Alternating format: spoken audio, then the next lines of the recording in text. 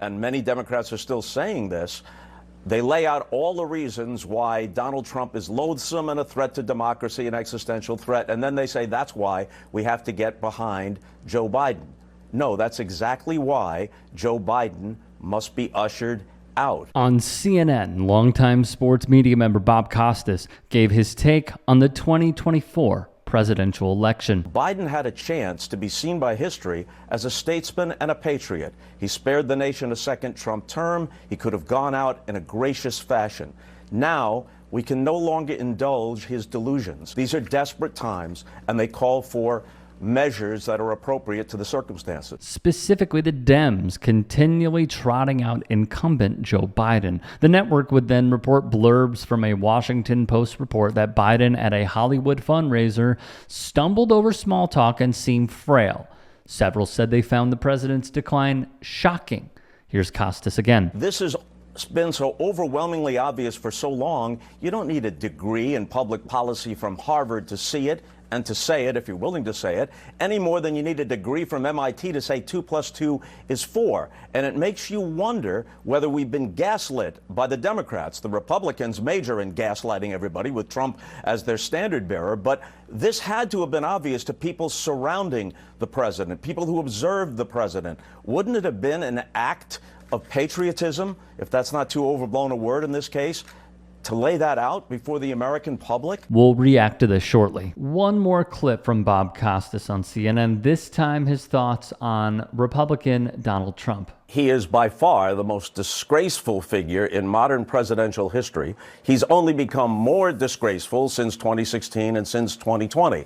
He is a bubbling cauldron of loathsome traits, and it's only those who are actually suffering from Trump derangement syndrome, which is the way they and Fox News and all the rest of MAGA media try to brush aside all the legitimate criticisms of Trump. You have to be in the throes of some sort of toxic delusion, in a toxic cult, to believe that Donald Trump has ever been, in any sense, emotionally, psychologically, intellectually, or ethically fit to be president of the United States. But his supporters are locked in on that. All right, look, there were a lot of things that Bob Costas said in here that are flat out truth bombs. What I will say is this.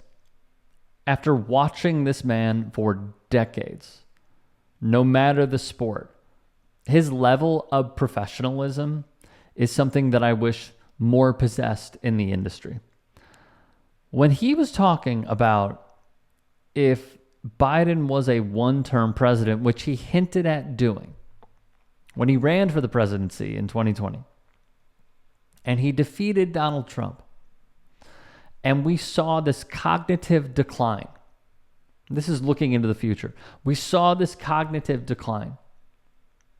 And we knew that he was not the appropriate candidate. I agree with Costas that he would be viewed as, and look, there are many policy failures, and there are many things that I vehemently disagree with when it comes to this administration on various topics and issues. In the grand scheme, from an American political spectrum perspective, he would be the guy that defeated Donald Trump in 2020. And he would be anointed in the list of some of the best presidents solely because it was the prototypical harm mitigation tactic that Dems love. They bask in it. So here we are today. That's not the case.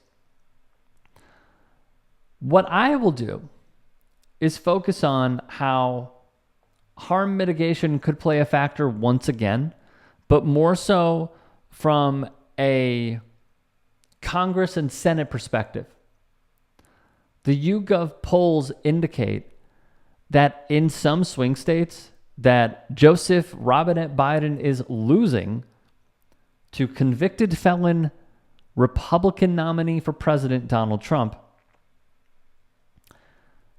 Dems are winning some of those early, but Dems are winning those by 6, 8, 10, 11 points. What does that say to you? It says to me that the American people do not have faith in this man. Was Donald Trump good during that debate? Hell no. Absolutely not. He did the typical Trump song and dance of lying through his teeth every single second, egregiousness after egregiousness, showing that he's also not mentally there. He mistook plenty of names. And yet the focus is on Joe Biden. And it's only because we know what our eyes see. Republicans don't. That's the difference. We're honest in our assessments. We're able to call out the inadequacies.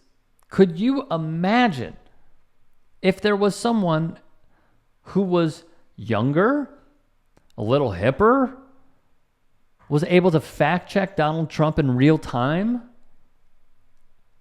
and did not have flub after flub? The story would not be about Joe Biden appearing to be really losing it, losing more than a step, maybe 3. It would be, wow, Donald Trump was awful that night, and his polling would be worse. So here we are. Here we are. I don't know why this is happening with the Dems. But then again, that's been the Dems' playbook for a while, is what are they doing? Why don't they do more? Oh, they went with that bill. That's weird. And yet we know what needs to happen. But they won't do it. Is there some crazy internal polling that could be taking place within the DNC that says we can't drop this guy right now? Maybe. Maybe. But I know what I'm looking at.